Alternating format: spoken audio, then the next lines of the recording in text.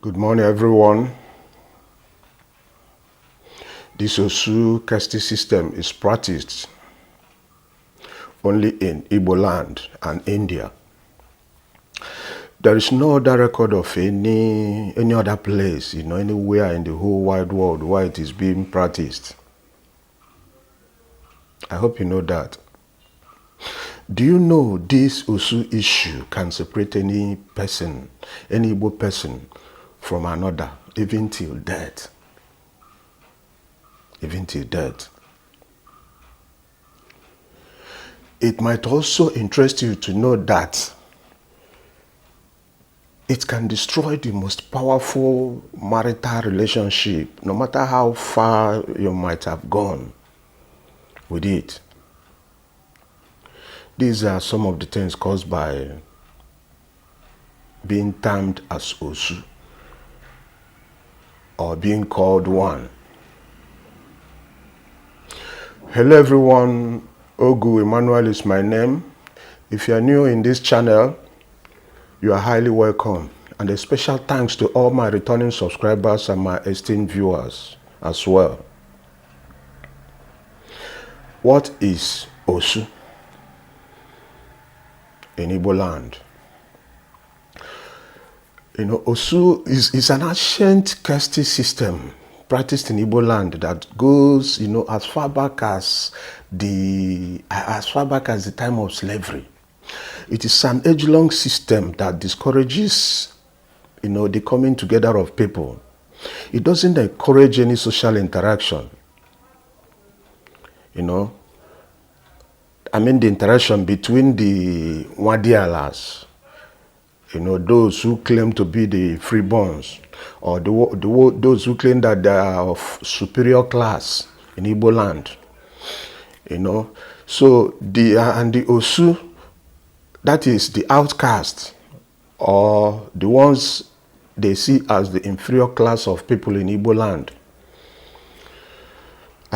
This OSU system has been all the way traced to the time people were offered as sacrifice to the deities to clean up the land of abominations. Sometimes one can be an OSU because he refused to adhere to the orders of the king or the community's decision.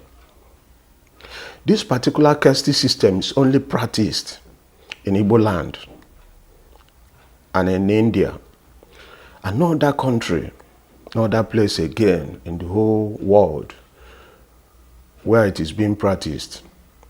So we shall go through this video to see these 10 things you may not know about OSU in IGBOLAND after this intro.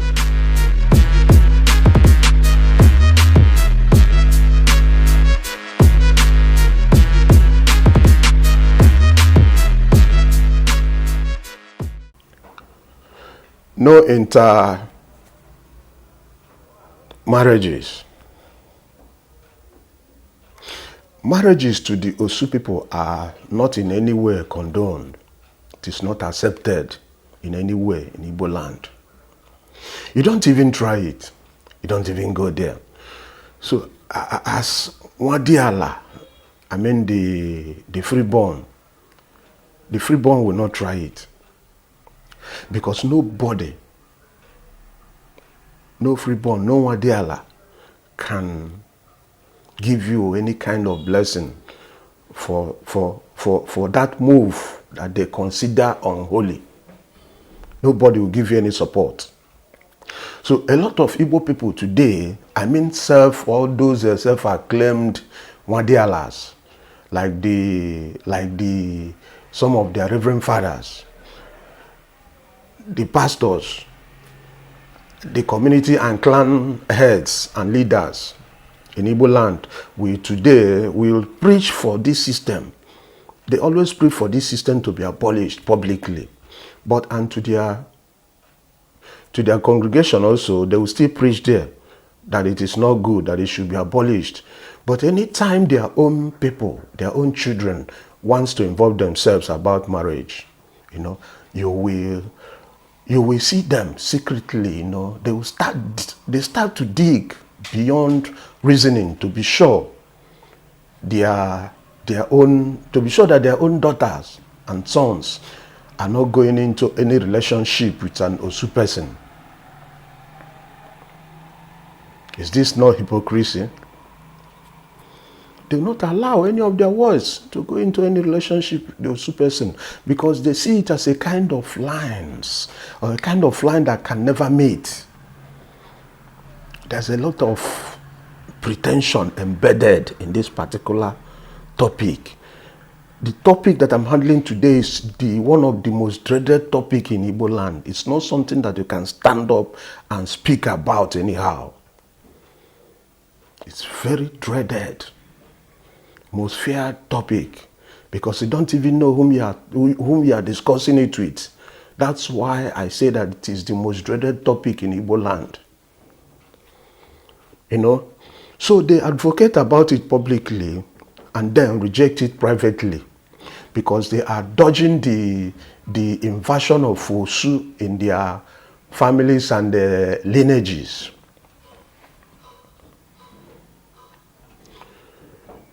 They lack freedom.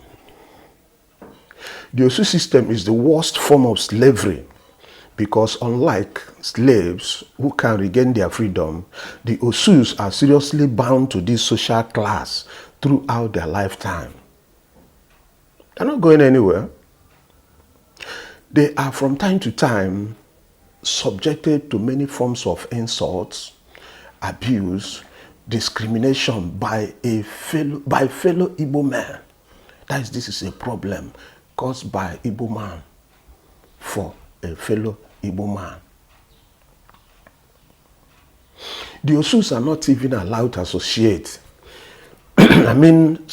Dance, drink, hold hands, and not even to talk of engaging in any kind of fiki faka or faka fiki with the Wadiala. It's unheard of. Nobody talks about that. They are not allowed to hold any chieftaincy title or even political positions. They are denied assets like land and many other rights and privileges. They are not allowed to break kola nuts in the gathering of the freeborns or in any gathering. They are not allowed. Even their prayers on Wadiala's behalf are believed will bring calamity and misfortunes in the land. So when people gather, the OSUs are not allowed to pray. They are not allowed to pray.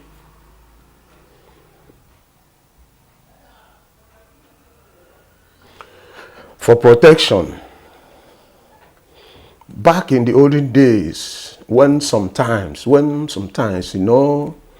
people's crimes or commitments do require death penalty in the community. Based on what the person committed against the community, sometimes it might require that the person might be quiet. And sometimes maybe other lesser crimes which could lead to a kind of maybe casting away or ostracizing or forcing the person into slavery. Then, if it is the wish of the culprit to still remain in that very community so as to evade the consequences of his or her crime, the only solution must be for the person to pledge himself to the deity. After going through some rituals, he is totally banned from being Nwafo, which means the son of the soil. That is the meaning of Nwafo, the son of the soil. So that will be the evil identity he or she will continue to bear until he dies. I hope you know what I mean by buying, because there are certain words you are not supposed to use when you are within the confines of YouTube or social media community.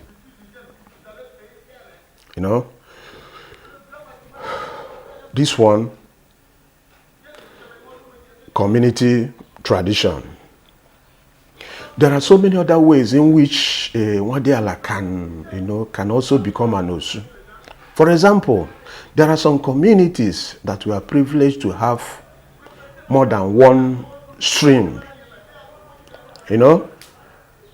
That's when you get to that community, you discover that they have a lot of streams. I mean, their stream, they have a lot of branches of their streams. A stream will be given to them. They will just bring out one dedicated to the Osus. And if by any means a freeborn fetches water from such a stream, the freeborn will automatically become an Osu. Automatically. Secondly, if any freeborn jumped over the head of an Osu, the Wadiala must go through some ritual sacrifices and cleansing. If not, he or she becomes an Osu automatically. Another example is whoever that causes an Osu to bleed automatically becomes one. So with this, whoever caused the death of an Osu, let me tell you, would automatically become one. If you cause the death of an Osu. You can also find this interesting. Do you know that any freeborn who slept overnight at the shrine or in the shrine is automatically, the person automatically becomes an Osu? An Osu cannot cut the hair of Wadiala without serious consequences that comes with it. Parental connection. Some people became Osu not because they were born by one. Sometimes it becomes an accidental situation where the parents were found to be, maybe they committed or they went contrary to some traditions of the community. So once a man or woman becomes an Osu, it means all the children they gave birth to are automatically converted to be Osu from that day. There's no two ways about that. Advantage of being an Osu. I know some people might even ask, is there also any advantage of being an Osu? Is such a system, can such a system be claimed to bring any kind of advantage? Yes. So many times in the past, when a great man, I mean powerful people in IGBOLAND, goes to be with their ancestors, you know what I mean by that? A lot of requirements are needed for, for the peaceful transition of that great man to the, to the land of our ancestors. People like the Igwes, the traditional prime ministers of the community, Okedibia, I mean all these high-class native doctors, community heroes or warriors, usually are buried with many human heads. But the head of an Osu will not be needed to bury these great people.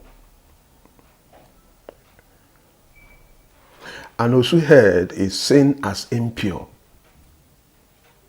not clean enough to convey the head of the great white people or person to the world beyond. And that is, the head of an Osu does not qualify as a sacrificial material, to send home to the world beyond. You cannot use it for their burial. You can never. So secondly, all those sacrificial materials people do brought to the deity or to the shrine are being consumed by the Osu. So the thing used to be an opportunity for them. It used to be consumed by Osu people because they're the one that mans the shrine. So that is the reason they did not lack foods. Do you know if someone that is if someone that is condemned to die, maybe because of the crime he or she committed, could live again if he decide to be an OSU. Do you know that? It's possible. The consequences of being one. As an OSU, you will not have any right of your own. You are always subjected to discriminations, abuse, marginalization. You will be irreversibly disabled. You can't feel free in the community. You can't flow. You can't. You are meant to live separately from the houses of Mwadialas. That is the freeborns. You know, your houses are kept close to the shrines and very close to the market. That is marketplace, the community marketplaces. So, the Mwadialas normally refers to the Osu communities as Osu. That's the people of Osu. You know? So, no marriage. No marriage. There's no marriage between Mwadiala freeborn and the Osu person are allowed to thrive or even see the light of the day. It is not done. As an Osu person, you can't be made king. No matter how rich, no matter how connected, you can't be made king. I don't know if from the look of things, due to civilization and modernity, maybe some of those things might have been broken. You know, some of those kind of laws that I don't know where they get them from. Maybe by now, in some places in IGBOLAND, maybe they have broken that, some of those obnoxious laws. So you are always seen as an inferior creation. Maybe because the Igbos did not even believe that we came from the same God that they do call. So there's this probability that the Anosu came from a lesser God. So every of your enterprise will be seen as a defied endeavor. Nobody sees it as anything. So there is no easy way of communication between an Osu person and the Mwadialas. I mean, that is, as a neighbor, you make sure there is no way that you're supposed to communicate with them. It is not done. Sorry. Everybody will go to their own way.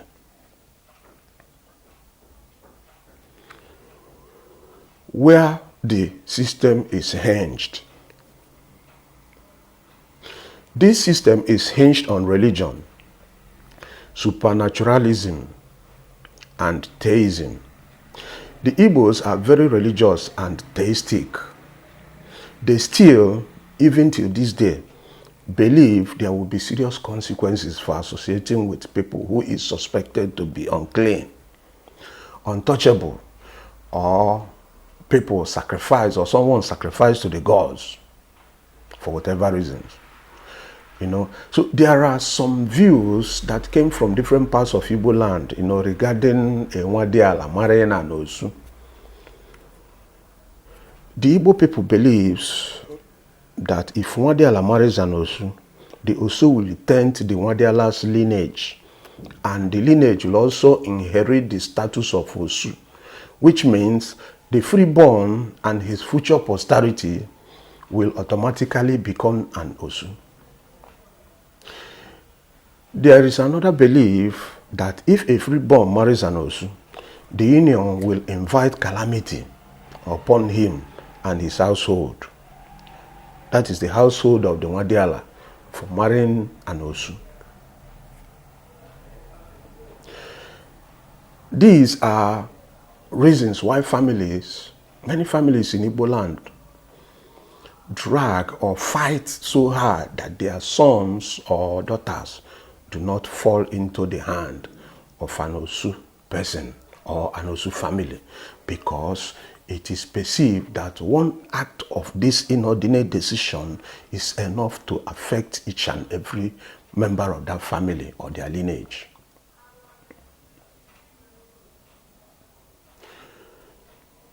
The superiority complex. This kind of complex attached to this system has brought a lot of problems among the good people of Igbo. Due to this division in the mindset of a typical Igbo man, traditionally, that we are not from the same social class, has brought a lot of untold damages in this Igbo race. For example, this self-marginalization by the Igbos against a fellow Igbo, this evil division, let me put it that way, is part of what we are going through today in the entire Igbo land and its affairs. People are no longer trusting each other. Some are segregated. Others are seen as a lesser human being, considering the part of Igbo land in the southeastern Nigeria where they came from. It has affected our one voice speaking mantra. It's very difficult for the Igbos to speak with one voice. Very, very, very difficult. Because a lot of bridges have to be manned, have to put together. A lot of things, a lot of work has to take place for them to speak with one voice. Because of this class issue. I don't want to talk about other problems bedeviling the Igbo tribe. Today, what we are dealing with, what we are talking about, is about who or what is Osu.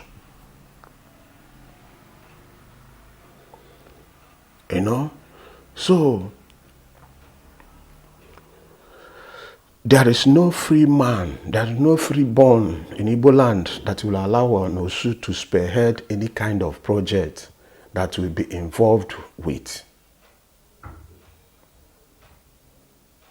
They will not allow, they will not.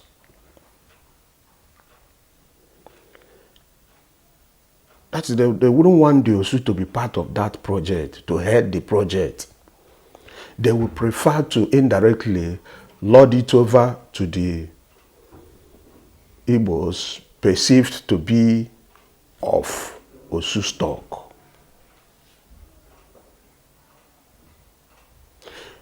The final one, the abolition of Osu caste system. Since the advent of modern civilization, a lot of people have found out about the disadvantages of this Osu caste system in Igbo tribe. It has destroyed a lot of things in our societal psyche. A lot of marriages was not allowed to see the light of the day because of this obnoxious and evil system we embraced so much. We so much, I don't know how we so much in love or in bed with this wicked system. A kind of system does not allow a brother to be brother to a brother. Let me put it that way. So what this so-called system has destroyed, what it has destroyed in Igbo cannot be quantified. It has separated a lot of good and educated people from the rest of the community. It has denied a lot of people a very good job and critical opportunities because they are either Osu or not. If I am not economical with the truth, this day they are still secretly practicing this ugly tradition and system.